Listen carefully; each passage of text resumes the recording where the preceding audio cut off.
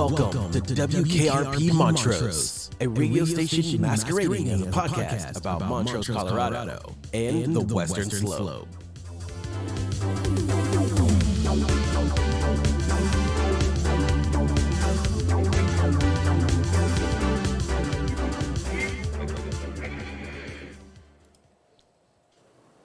All right, everybody, welcome to another episode of WKRP. It is, what day is it? Do you know what day it is? Thursday, isn't it? Is it Thursday? Mm-hmm. It could be Thursday. You know, those of you who were watching, we just did something recently. We did a live, but this is not live. Well, the only reason I know it's Thursday is yesterday was Wednesday, which is trivia night at Pomona. Right, and you got pummeled at trivia night. No, I think you'll find my team won, but you wouldn't know that because you left halfway through. I did leave halfway through. But I can't insult your team because your wife was on it. Yeah, they did. She's lovely. Yes, she is lovely. But Thank you. Oh, Nicole. He called you lovely. In that English accent, too. It's the most boring joke. What is the most boring joke? It's ridiculous. What?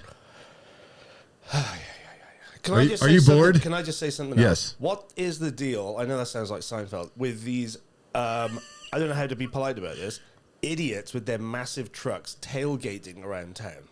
I didn't see what's going on.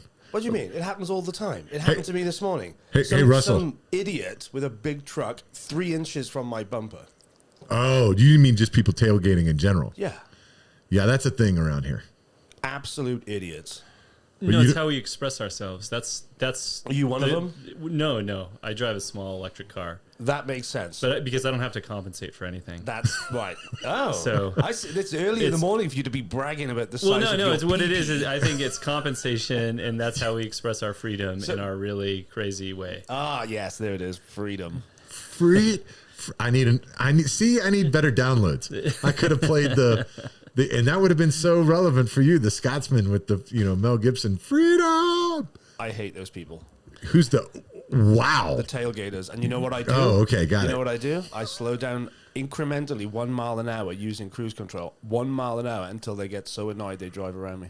That's your way of pushing back. Yeah, it's either that or slam on the brakes. That sounds childish. I don't care. Exactly. It's a small thing. These have you not had your tiny acts of dissent? Yeah. That's how we take these people down. Who are these people? You know who I'm talking about. Okay. Rob has not had his tea this morning. You can see he's over there with his mug up. Is that tea or is that coffee? I'm ready to fight somebody. You're not. I want to see Rob fight now.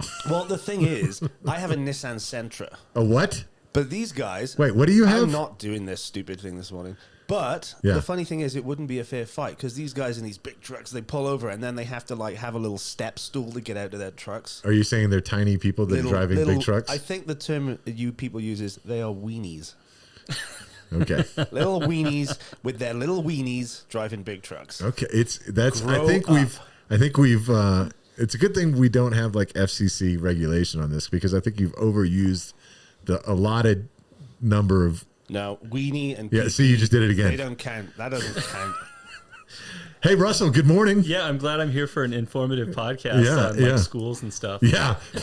Oh, that's not why you're here. Well, that's not why. Yeah, we're going to talk about you. That's just something that you do. Okay, all right, that's fine too. But we are going to get into that because there's amazing. There's some.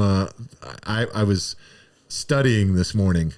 And quickly got depressed. So that was. I just want to point something out too. Russell seems to be under the impression that this is a professionally made podcast. No one's under that impression. This is about us. Yeah. You just happen to be sat on the couch there. We need a third wheel in this equation. Okay, you're kind of making up the numbers, and it's not just you though. Every guest we have, they're kind of just making up the numbers. This is really so I can banter and mock Dennis. This is that. Do you feel like everybody that comes on feels like they're the third wheel in the conversation? They feel like it. Oh, okay. That is why they're here, though. Oh, all right. Hey, I want to do a shout out to a listener that wrote into us, Kathleen. What do you think, Kathleen? She gave some constructive feedback. You too can leave constructive feedback. I don't think is it constructive? I'm not sure. I mean, I'll take it. I'll take it. Rob just, Would you care to? I think I put it on Rob's desk and he crumpled it up and How threw about it. this? Yeah. You can read it out if you want, or the Cliff Notes version, and then you can tell everybody what my email response was. Okay. I believe it was 3 words. 4. I'm going to paraphrase rather than actually pull it up and read it to you. But Kathleen, thank you for writing in. You too can write in. You can also call in 970-316-3162. Leave us a message. You can text that number as well if you don't like to leave voice messages, because Rob loves getting voice messages. Or you could just not bother us at all. But Kathleen said that we could improve on the structure of the show. That's when I stopped reading your email. And Kathleen, although I greatly appreciate the feedback, part of the idea is that this is completely unstructured. Yeah, Kathleen. Unstructured. So I just wanted to say thank you for taking the time to write and give us some feedback. But I did like the last part that you said that you feel like there could be some more useful information in our podcast. And today I'm going to try to make that happen. So And I want to tell Kathleen. Kathleen, Yeah. you can start your own podcast if you want. No, why you got to be that way? Russell, thank you for joining us. Good morning. You and I have been friends for a while. Like How long? almost a decade. Okay, at least that, right? Yeah. Okay. And how long have you been in Montrose? Almost 20 years now. Really? Yeah. I did not know that. Yeah. Okay. And you have you're also a fellow entrepreneur. Yes, sir. You do many different things. I wear a lot of hats. You wear a lot of hats. But one of the most important hats that you wear in this community is that you are a teacher. Yes, sir. And so thank you very much Yeah. for taking the time to do what a lot of us don't do, which is spend time educating our children. I'm saying that mostly about me. I'm sure all of you homeschool in addition to sending your kids to school. And to my daughter, I'm sorry if I didn't teach you all the amazing things that your teachers do. So thank you to all of you out there that teach and take the time to teach our kids. I just wanted to say that real quick. You're very welcome. Do you want to? Can we teach kids not to tailgate too? That would be awesome. That would be awesome. And I try. I actually try. Throw that in there. I do my best with all of those things. What do you teach? I'm currently teaching middle school, but I've taught almost everything. But so does that mean? I mean, what subject areas? Well, I'm teaching technology. Okay. But I'm not the tech teacher.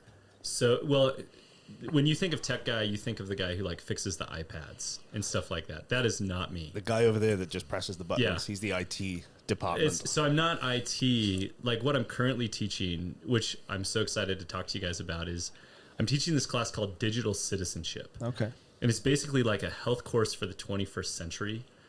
And it's funny because I've done, as you know, a gazillion different things in the community.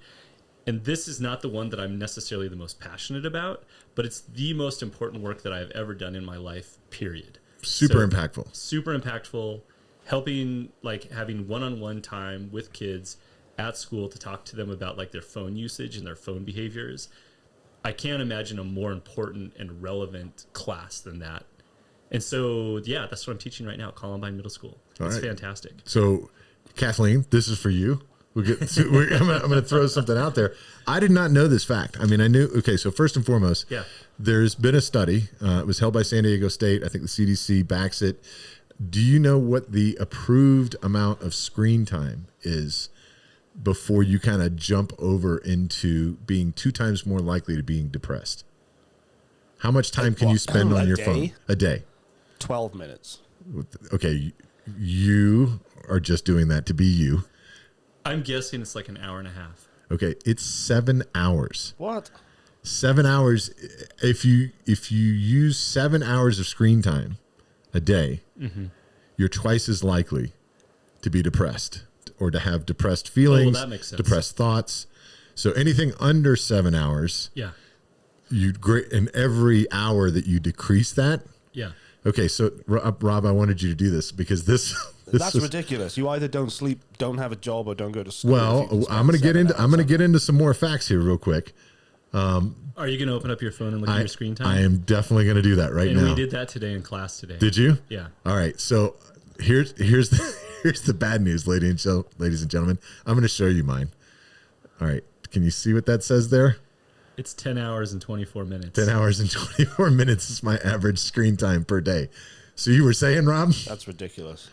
Well, Rob, what are you at? yeah. What are you at? I don't know where to find that setting on my phone. It's on. So because if you're a listener out Google. there, I'm going to tell you how to do it. I don't have an. Yeah. You're going to go into settings. It's just for iPhone people. These are for iPhone people Yeah. because All right, I'm biased against Android, but that's another. No, topic. it's not. We're not doing that another day. We're doing that right after No, but this. it's I have easy. an Android and I You can just hate go into iPhones. settings and you can look for your screen time, and then you can break it down into like specific apps. But one of the things that I was telling my students today is you can look at your phone to look at your screen time and get like that 10 hours and 24 minutes, but that is not including the time that you were spending looking at your screen in here, correct, or at home on your Xbox. Yes. And so one of the things that we talk about is I did some informal data with the student body. So we're talking about 450 kids. There's two different like big groups in Montrose County.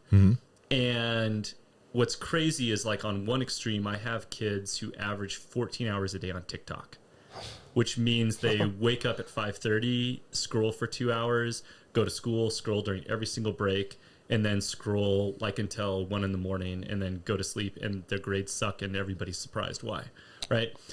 And then there's another group of kids whose average screen time is about 2 hours. Do you know what the one difference between those two groups is? What's that?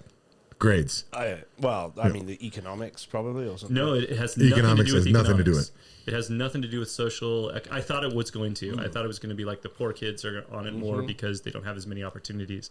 But what's the biggest factor? I have no idea. Tell me. Sports. Learn us. Oh, because they have to put the phone down. They're required to go do something else. Exactly. Okay. And so for the kids who I should have got that one. The kids in this community who get involved, and it doesn't necessarily even need to be sports. It can be like your Dungeons and Dragons club after school. It can be youth group. It can be any of those things. If you have, and this is why it cuts across all the socioeconomic, because you can have poor kids doing sports and rich kids doing sports, and they're all on an even playing field in public education.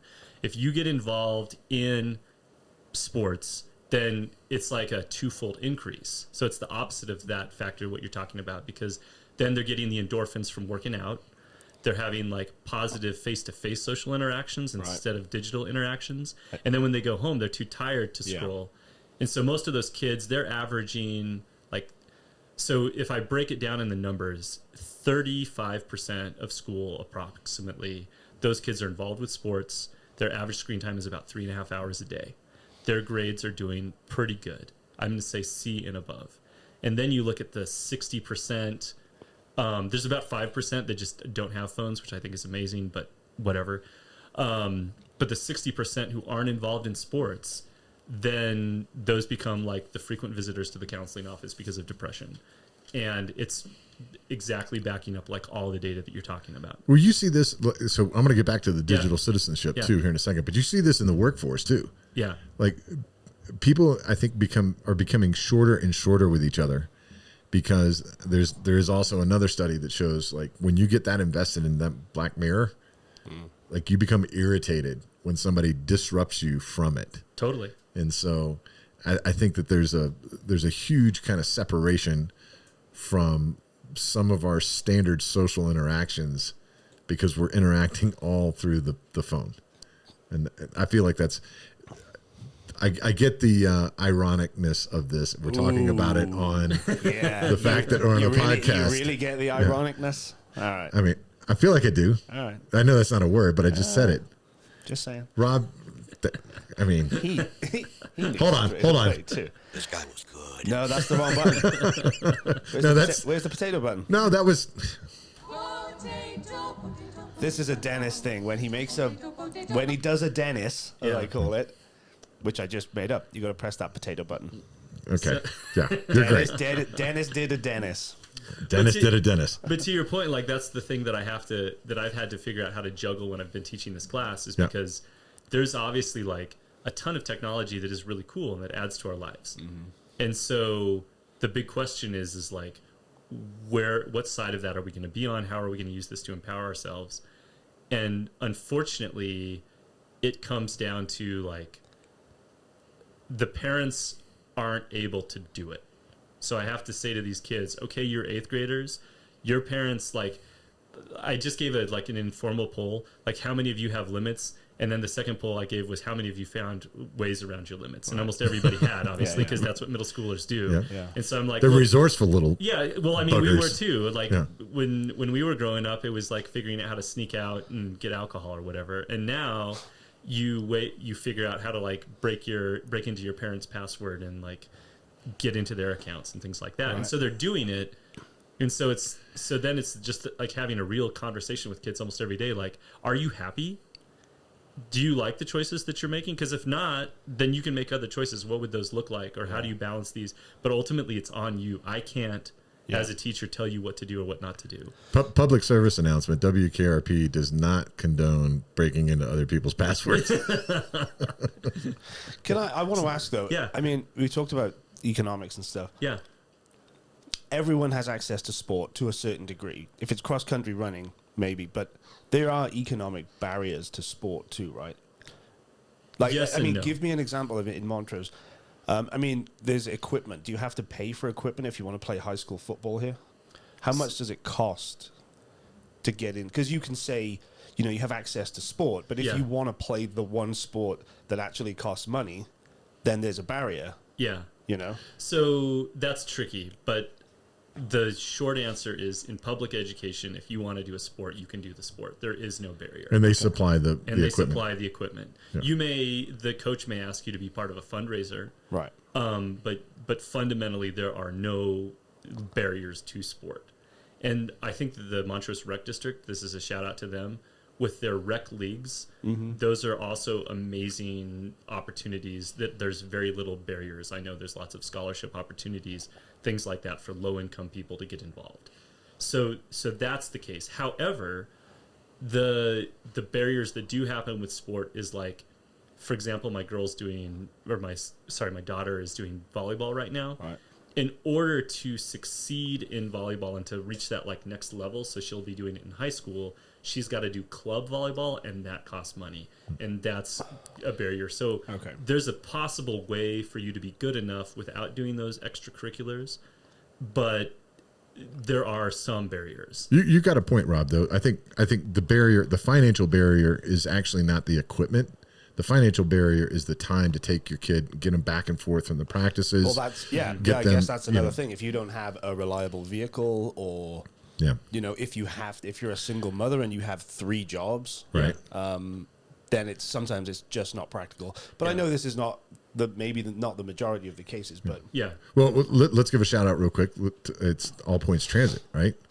So I don't think a lot of people know that kids can use All Points Transit to get around town. And specifically, some of the drop-off and pickup points are in great locations next to the rec.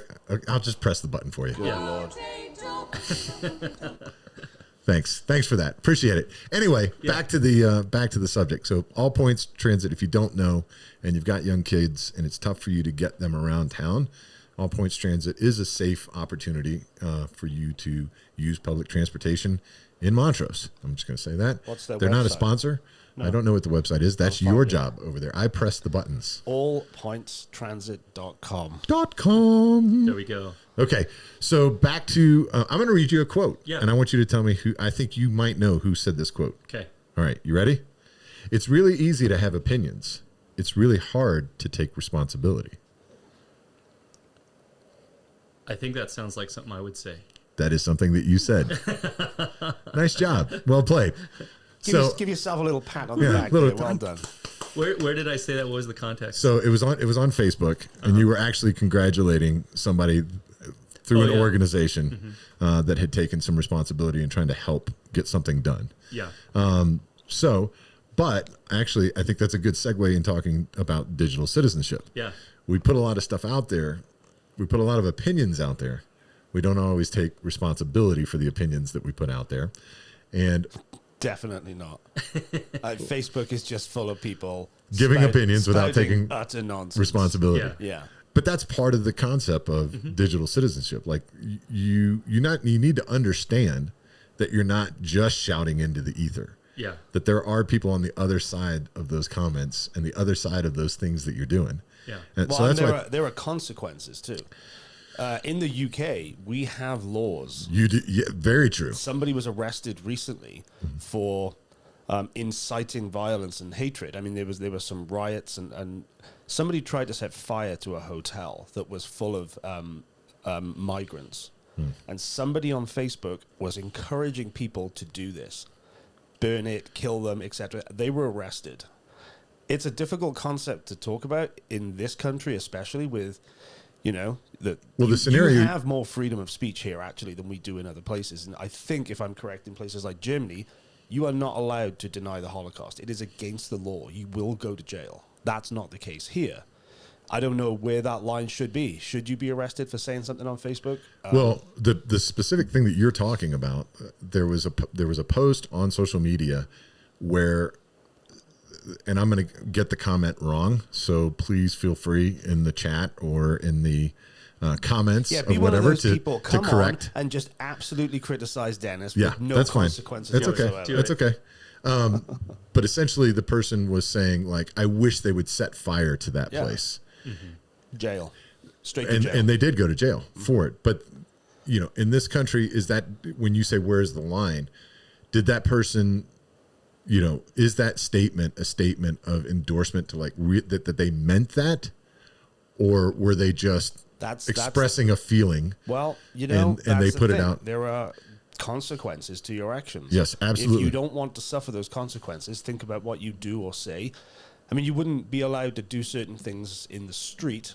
Why should you be allowed to say those things where the world can see them, and somebody who is a maniac might decide, you know what, that was the one endorsement I needed to go and do something horrific. You gave me permission to go do it. Yeah. And so I got a lot to talk about with this, because I have to think about this all the time, because I have these conversations with kids.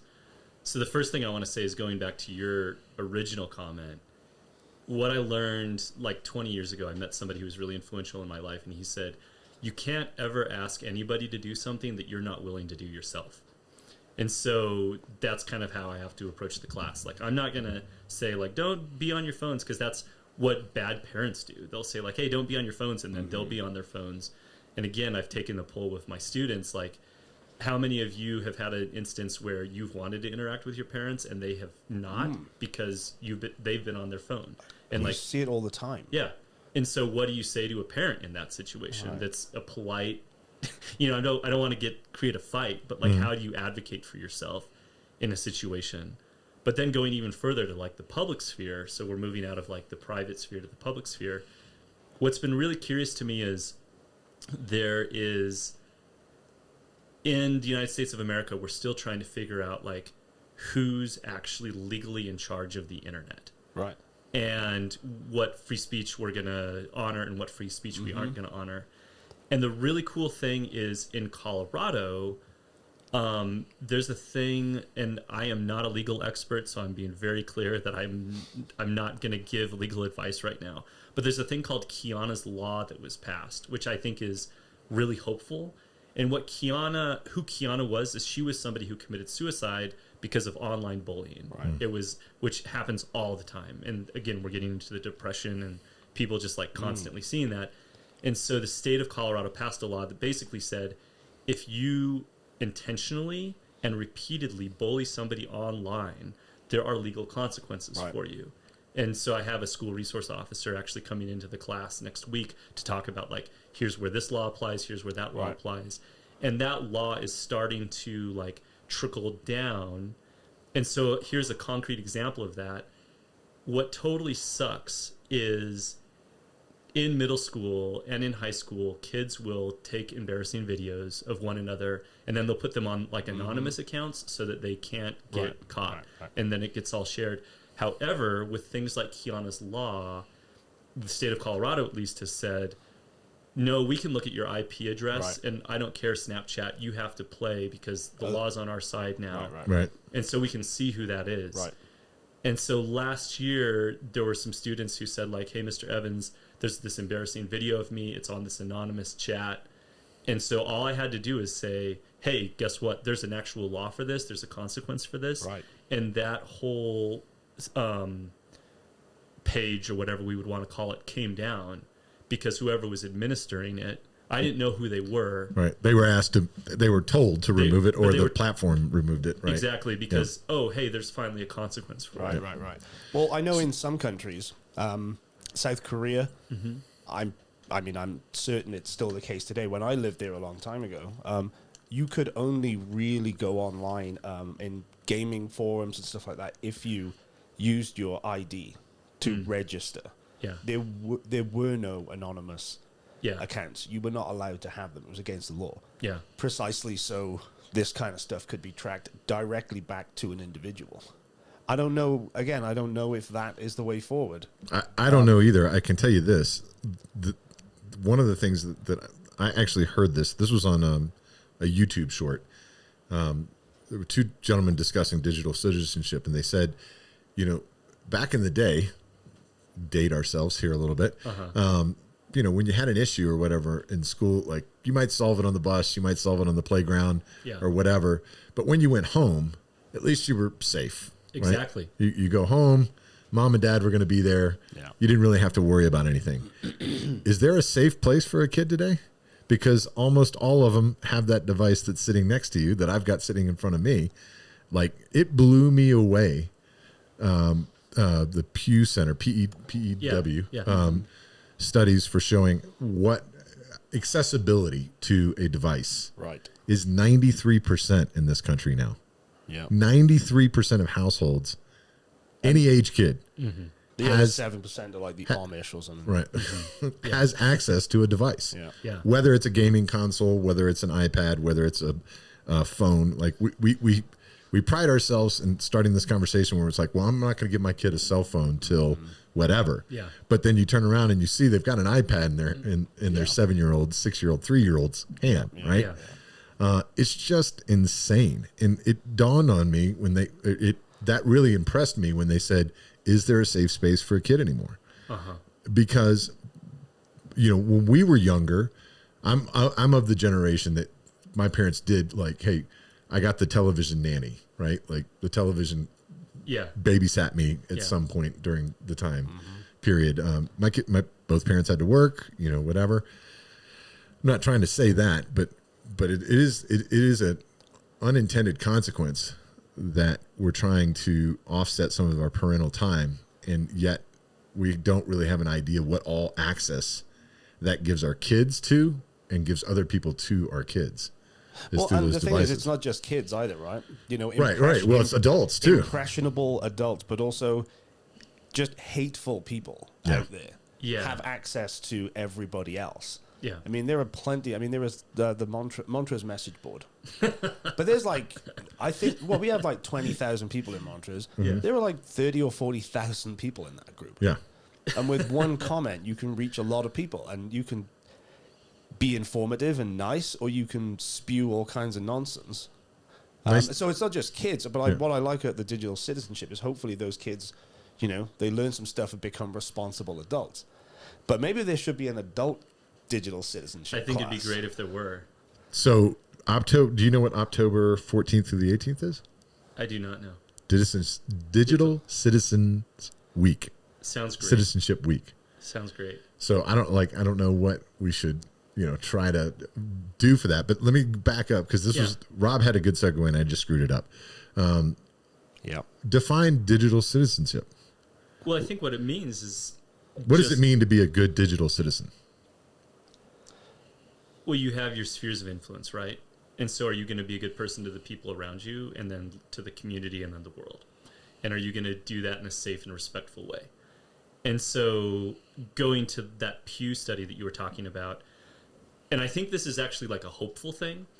This year, this is the second year that I've taught it, but this year I was asking the incoming 6th graders, just like, again, through an informal poll, like, what forms of social media are you on? And this was the first time ever that the majority said, I'm not doing it. And so they're still doing things like Roblox where they're interacting online, but the majority of them, and this is a knock on wood, but I feel like people are selecting themselves out. They're opting out. Yeah. And I was like, whoa, like, don't you want to be connected with your friends? Because this is like a new thing. I don't understand what's going on. And a lot of the kids said, well, my older brother and sister ruined it for me, or I knew somebody who they just got trashed, and I just didn't even want to get involved with it. And so the younger generation is now coming up and saying, like, look at all these idiots fighting on Montrose message board. Yeah. I don't even want to, like, go there. What's the point? Yeah. So there is kind of like a shift there, which I think is awesome. Yeah. With that said, you know, in terms of the adults and kids, like, it's always an ongoing conversation.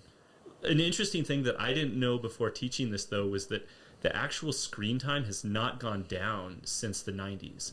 What's just changed is, like, the interactiveness of the screen time. Right. So we were watching just as much TV back then as we're on our phones now. Right, but you can't stitch a TV show. Exactly. Right. Right. But I do want to point out, though, that, you know, I know this is not what we're trying to say, but social media isn't inherently bad. In fact, I think it's largely good. I mean, you can be on TikTok for 6 hours a day, but that doesn't mean you're watching people fall down steps all the time. I mean, there are good people putting good stuff out there. You can learn a lot of stuff on social media.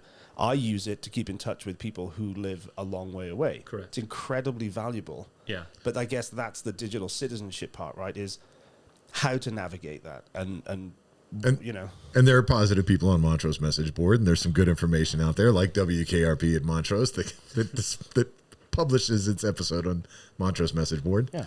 So I'm just using it as an example. I'm not suggesting anything in particular. But to be a good digital citizen is not only to not participate in the negative, but it's to call out the negative too. It's to be able to let people know, like, hey, that's not right. What you're doing is not right.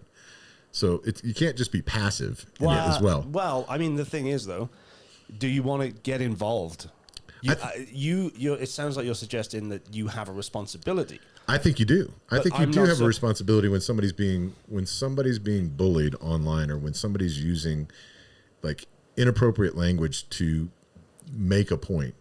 In a way, listen. But I understand. There's some obviousness when it's abusive, and so but you should call those people out. Well, at the same time, though, do you want to make not you?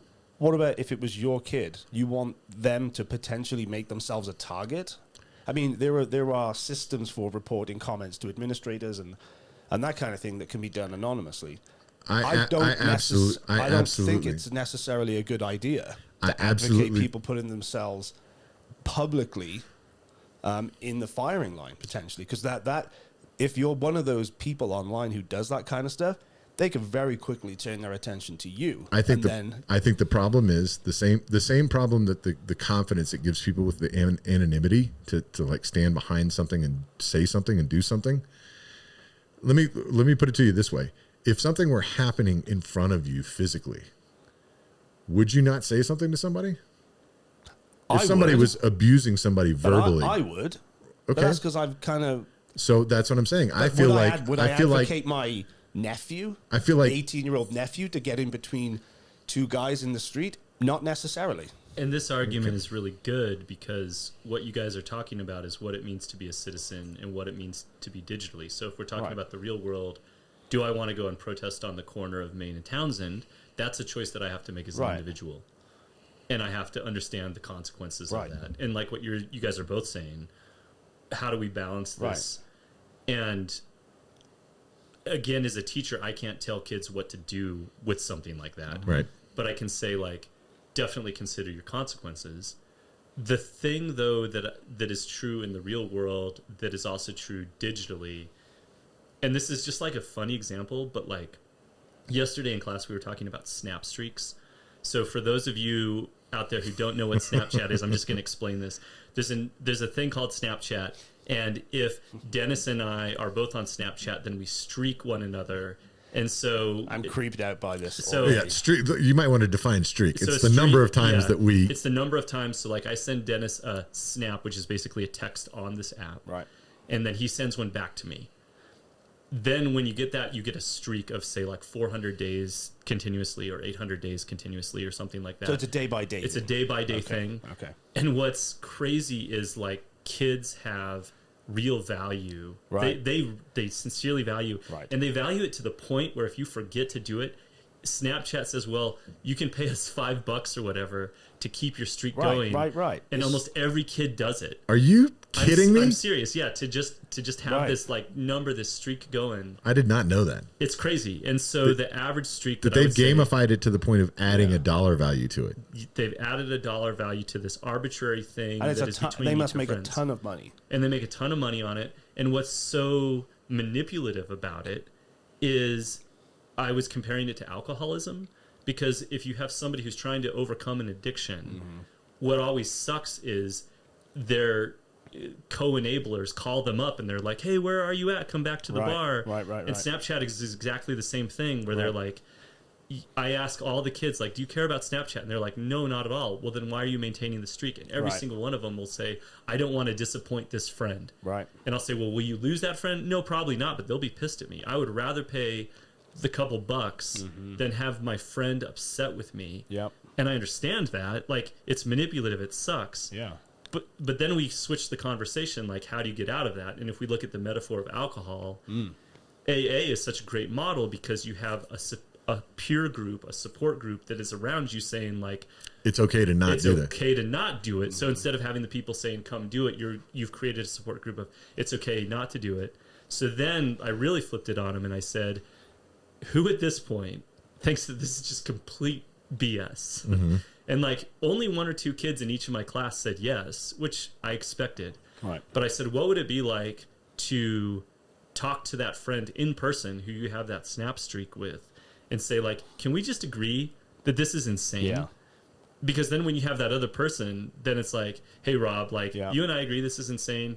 I don't care if our snap streak's at 1,000. We're over it. Yeah. Let's do something positive with our lives.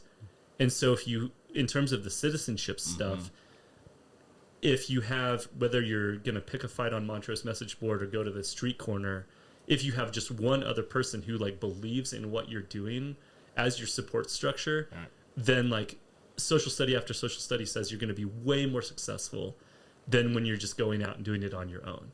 Yeah. I mean, I feel the same is true of, and exercise, right? Totally. It's much easier to go to a run club and be around other people than it is to do it on your own. It's harder to motivate yourself. So that support, the accountability. Is I think the accountability of, too. I said it makes you it makes you wonder if what if the streak was the number of times that we actually meet in person, and the number of times, like, how many days can we go without using Snapchat? Right. Something along those lines. All right. I'm going to change the tone a little bit. Yeah, go for We'll it. have a little bit more fun, but kind of along the same lines. I put together a list because this is something that that I've seen memes with recently. Okay. I hear my daughter occasionally use new slang. Bet. He's way ahead of me. Okay, dude, I know all the new slang. All right, so I'm gonna throw some out there. I'm gonna let Rob go first, and then you can go second. And if he gets it right, then you can. I guess you can say bet. Yeah. All right, here we go. Riz, Rob.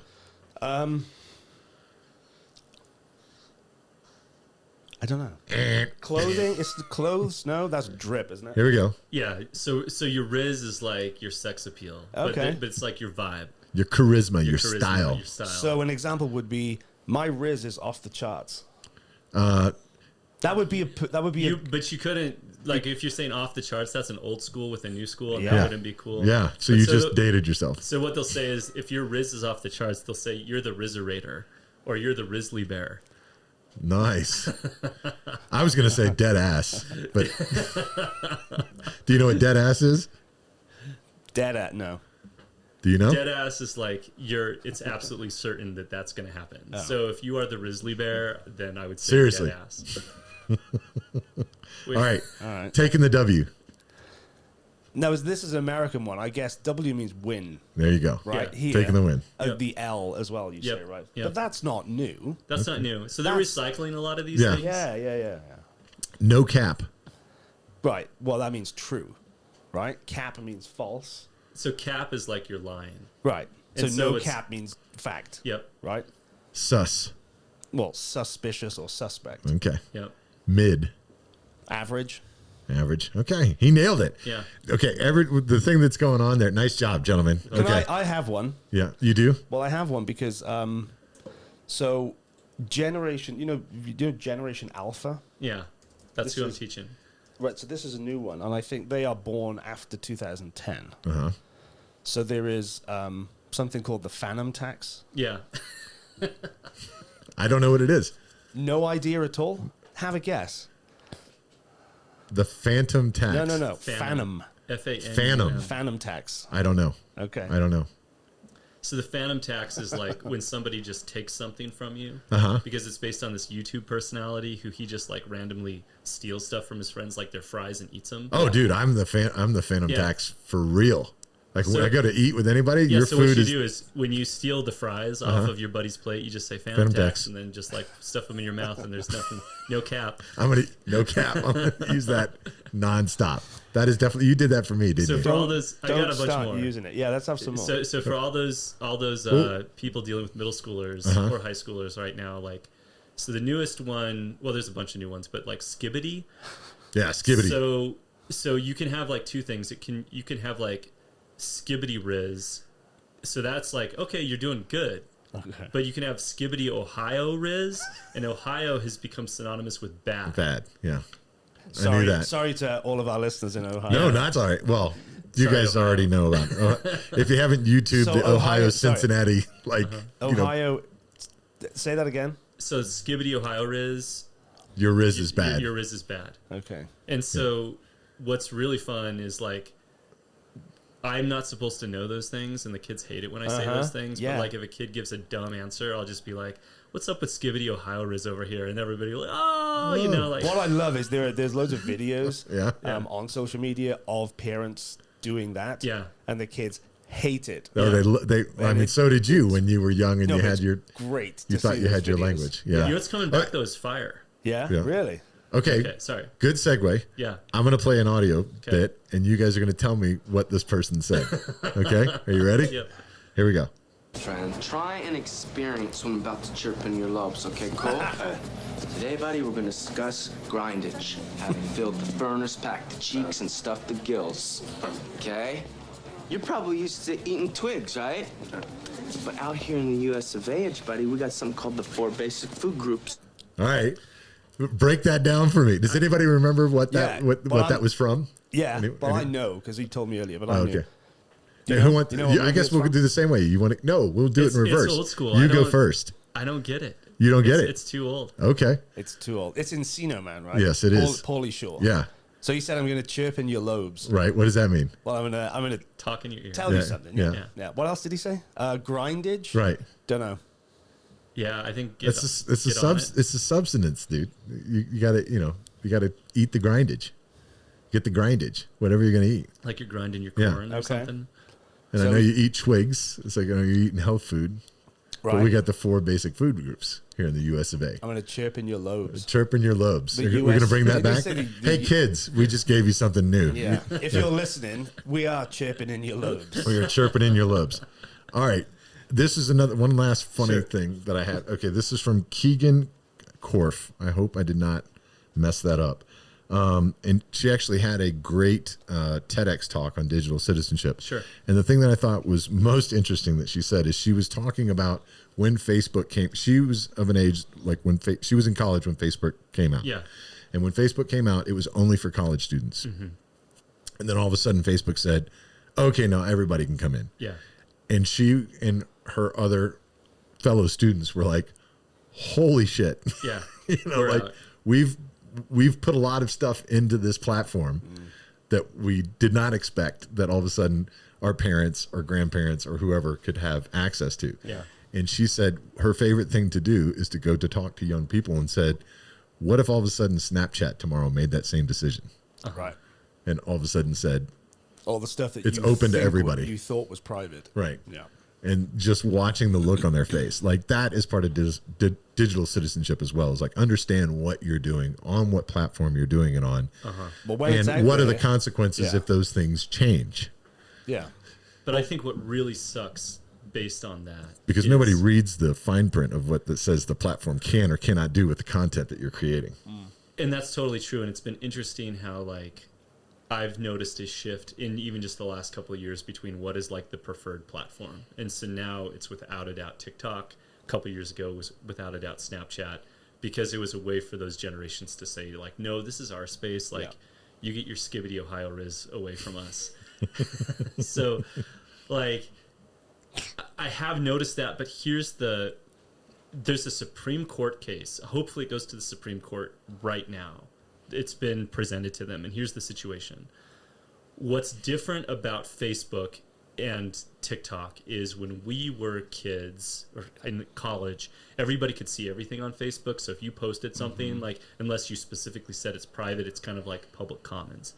But the way that TikTok is set up is it is measuring down to the millisecond what your thumb is doing to create its algorithm to determine what you like and what you don't like. Right. And because of that, everybody's got these personalized things. So parents have no idea what their kids are watching, even if they are on TikTok. Right. It's different corners of TikTok. It's different corners. So and that's what they say, right? I'm on this corner, gardening TikTok. Exactly. Right.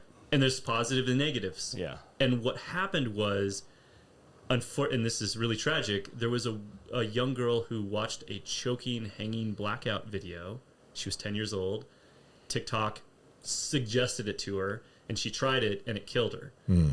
And so the case going before the Supreme Court, hopefully, is the plaintiffs are arguing that, like, that's the equivalent of an adult in the room encouraging you to do something that was not solicited. Right. Because if any sane person would say, if some dude shows up and says, like, you should black out, like, we are going to, try them for murder. Right. And TikTok is saying, well, blah, blah, blah, blah, blah. But hopefully it could be one of the most consequential parts of the internet, because we're finally getting into this idea of, like, who's actually responsible, who's culpable in a situation like that. And in this case, I think it's really clear that the algorithm suggested it to her without her seeking it out.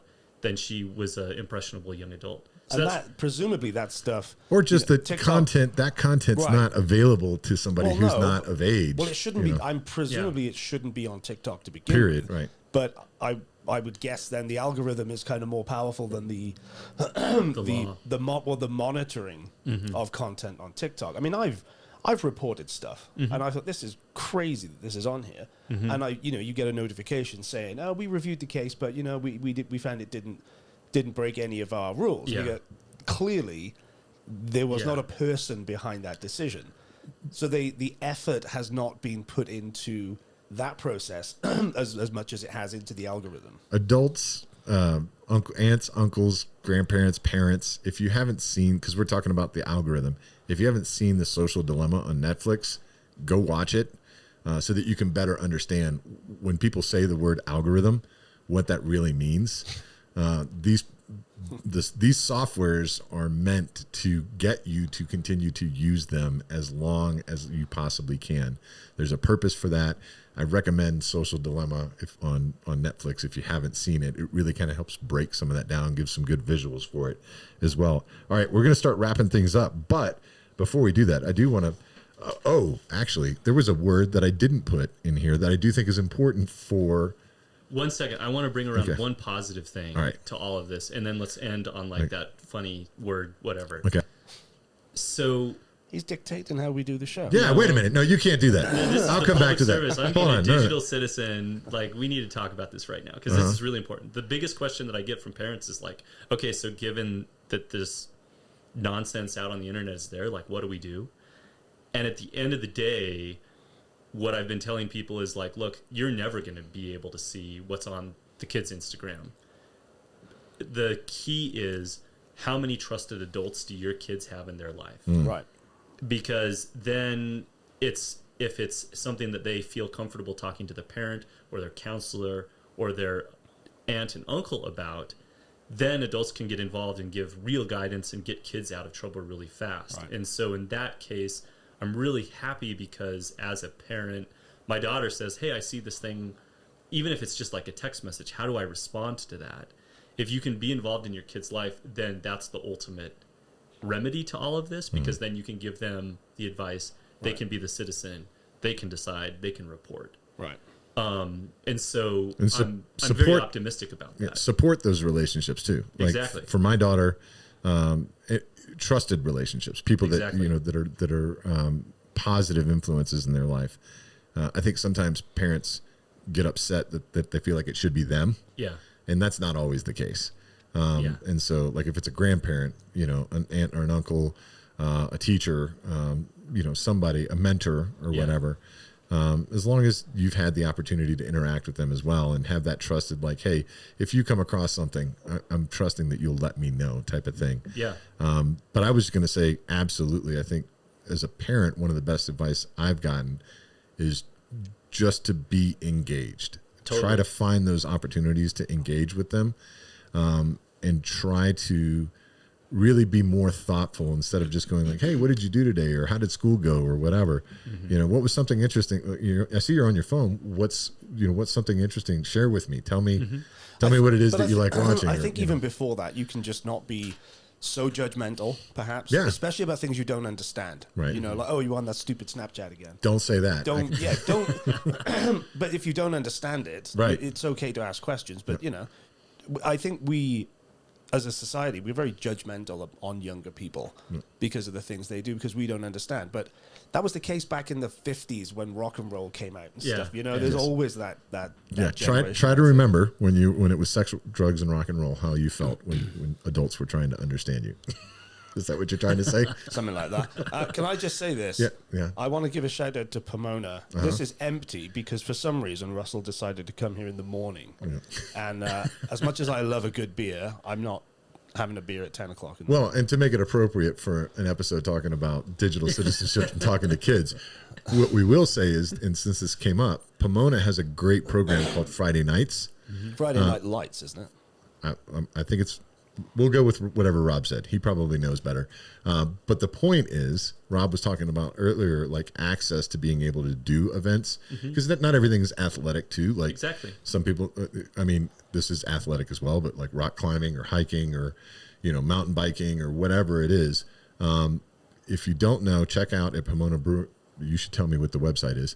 PomonaBrewing.com. I think it is. PomonaBrewingCo.com. Co.com. You can find the Friday night program there. And basically what they do is they have Friday nights during, I think it's the football season. You go to Pomona, and a percentage of every transaction they put into a fund that then kids can submit, like, hey, I want to go do this thing. I want to go to this soccer tournament, or I want to go to this thing. And they dedicate that money. They allot that money back to those applications. So it's a pretty cool thing from our sponsor at Pomona Brewing. Thank you. You guys are awesome. That's awesome. Actually, you know what else is great? You can transport some people in a Subaru. Did you know that? Yes. They're very good for transporting people and equipment. Yes. And tons of soccer stuff, climbing. If you want to go do the Via Ferrata in Uray. What if I don't have a Subaru and I wanted to try one for a few days, perhaps? That's an excellent question. Do you know that you can rent a Subaru at rentalcarmontrose.com? I did not know that. No, I'm going to pretend. MontroseRentalCar.com? Rentalcarmontrose.com. Go and get one. Yes. We need to pay our bills. Well, Russell, thanks for being here. Oh, I'm going to come back. I forgot. Finsta. Oh, Finsta? Yeah. Do you know what that is? It's already too old, but I can tell you what it is. Okay. It's a fake Instagram account that you use to like stalk your crush. A Finsta. But I feel like, again, this is kind of funny, but it's also important. Like, I didn't realize how many Finsta accounts my daughter actually had on Instagram. Oh yeah, I bet she had like 3 or 4. Yeah, they were for different purposes. Yeah, like not all of them were to stalk their crush, but like different personas that she wanted to put out there. Yeah, right. Boy, I might have just got in trouble. Yeah. One more thing, I got called out recently at an event by a kid. There were hot dogs at this thing, and I said, you call them glizzies, right? Glizzies. And she said to me, oh my God. And she was like, nobody says that anymore. Yeah. I was like, all right. That's so 2022. Yeah, apparently. Okay, I'm going to leave you with one more fact, and then we're going to sign off. Sure. In 2015, what percentage of ages 13 to 17, what percentage of them used the internet several times a day? I think by 2015, probably close to 80%. Okay, so it was 56% used it several times a day. This is right. less about the percentage and more about the actual number of times a day. Okay. In 2022, what percentage do you think have reported saying that they use it almost constantly? 90%. 46%. Oh. Yeah. So think of the second part of that conversation. Almost constantly. Right. Yeah. I cannot put my phone down. I am consistently on the internet. It is not 10 hours a day. It is 16 hours a day. Yeah. So listen, I'm going to sign off. First, Russell, thanks for coming on, teaching us about digital citizenship, spending some time with us. Rob, Dennis is going to delete some Rob. of his finsters now. Yeah.